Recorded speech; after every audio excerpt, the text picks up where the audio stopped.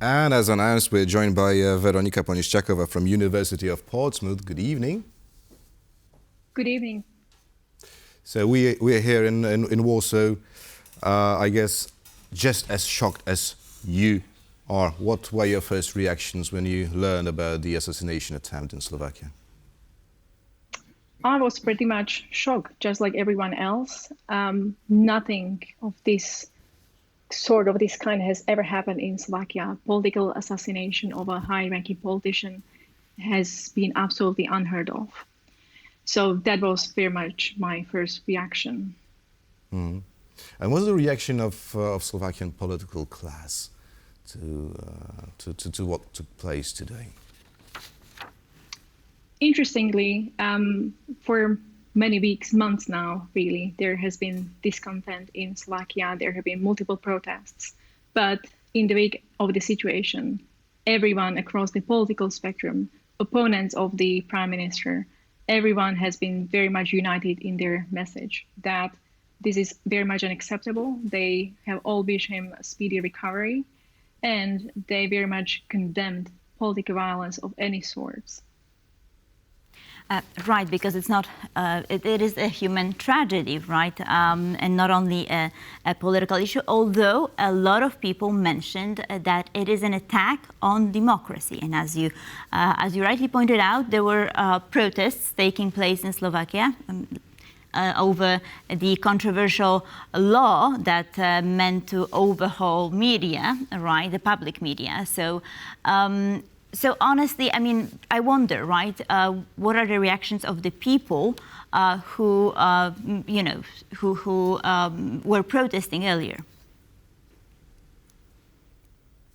It is very hard to say what the people are really saying because there has been a request by the government for the media not to turn on comments, not to further polarize the society, but all the protest-leading politicians, they have asked their followers to refrain from protesting now. All the protests have been called off.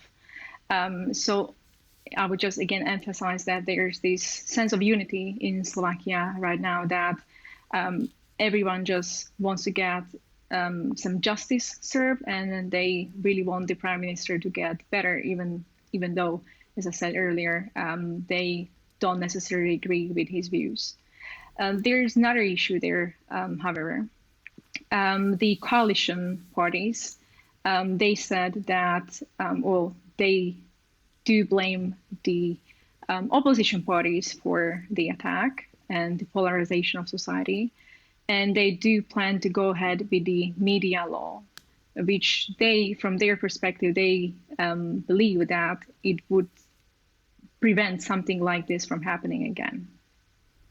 Right. So you're saying that the blame is being put on opposition. Perhaps also security details should be discussed. But I wanted to ask about other entities or perhaps external agents, other politicians from outside of Slovakia who may be trying, as of now already so soon, trying to spin this story and to use it for their purposes. That's another very interesting point. I've been monitoring the situation on social media in Slovakia for the past couple of hours, and it seems that some conspiracy theories are already spreading. As much as I don't want to repeat any of these conspiracy theories because that only gives them more legitimacy, some of these theories are suggesting that it was pro-Russian forces that done this to further polarize the situation in Slovakia and to initiate some kind of civil war. But of course, none of these theories are correct. Well, we don't know that. We just speculate here. But we do know that the assailant had some connections to paramilitary groups also from Russia. I'm not sure of that. It's not what I've heard. Again, it's not very clear. The police has not issued any formal declaration. What is known at this point is that it is elderly gentlemen who work for security detail in a mall in eastern Slovakia, and he he's got a license, he's got a gun license, and that he, quote, did not vote for the prime minister in the last election. That's what his son said. Right. So now that we know a little about his motivation, would you call it an act of a political terror? It's definitely an act of political violence. Political violence slash terrorism, definitely, as we can see, is an act of political assassination. And yeah, it definitely falls under this umbrella, a large umbrella of political violence. Mm-hmm. Right, and I wonder who could this attempted assassination, I mean this attack, who could benefit from it, right?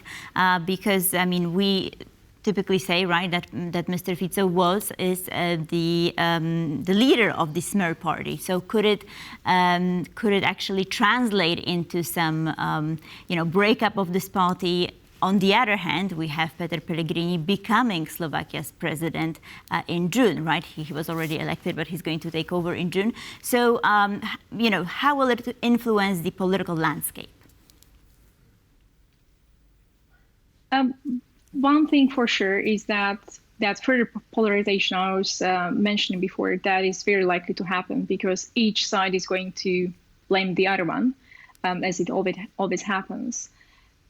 It also very much depends on what the outcome of the surgery is. The prime minister has been in that surgery for over 3 hours now. Should he not make it out of surgery, and everyone is definitely not wishing for that. Everyone wants him to survive, but should he not make it, it is very hard to say what would happen to his party. After all, he has led the party for 2 decades now, and he's the longest serving prime minister. So maybe the party may not survive without him. And he also does not really have an heir to his position, a clear heir to his role. It is very unlikely that the opposition would benefit from this. If anything, this act is likely to mobilize the voters on the side of Prime Minister Fico. So it's really hard to predict any kind of political behavior at this point. Right, just sort of, it happened actually in Brazil, I just wanted to add, right? When Jair Bolsonaro, there was this attempted attempted murder, stabbing, then his support levels went up, right? He survived and support levels went up. So, this is, I just wanted to add that, yeah. Right.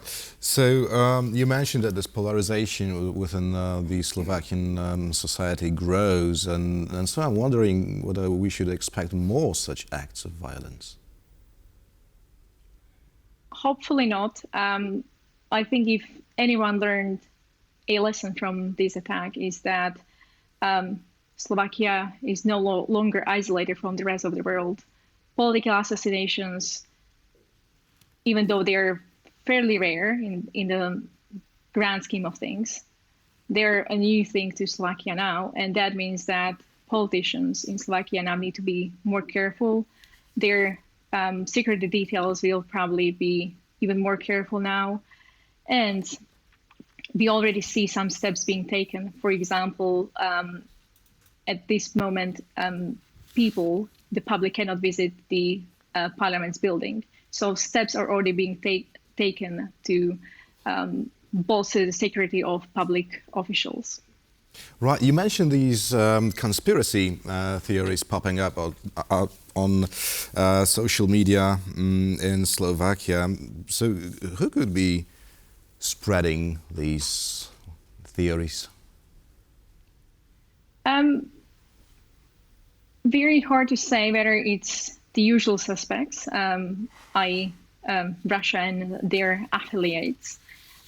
So I would not necessarily rule them out. I would not put them out of the equation completely, but it also could be something much simpler.